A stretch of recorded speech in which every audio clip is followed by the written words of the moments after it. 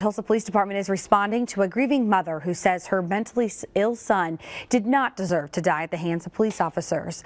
News on 6's Taylor Newcomb is live on the story tonight. Taylor? Captain Shelly Seibert says they get about 1,000 mental health calls per month, but if there's an immediate threat to public safety, she says officers have to react to that first. Jacob Craig was shot and killed by a Tulsa police officer on Christmas when police say he ran toward them with a gun and ignored all commands to stop.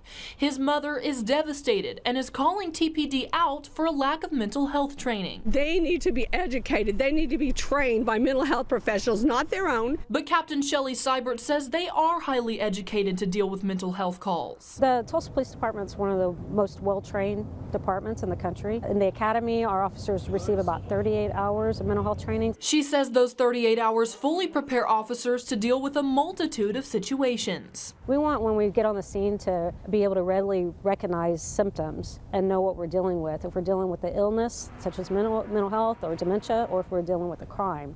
And sometimes it's both. Seibert says one of the main skills officers learn is de-escalation, but that's not always a valid option. Sometimes why someone's behaving in a dangerous manner takes the back seat to the actual unsafe behavior at the time. And an officer is an officer first. If they're armed and they're pointing their weapon at the officer or at someone in the public, we have to take a different approach. Regardless, Seibert says they're sympathetic to Jacob Craig and his family and also to the officer involved. The idea of someone losing their life is a tragedy, especially if it's related to an illness.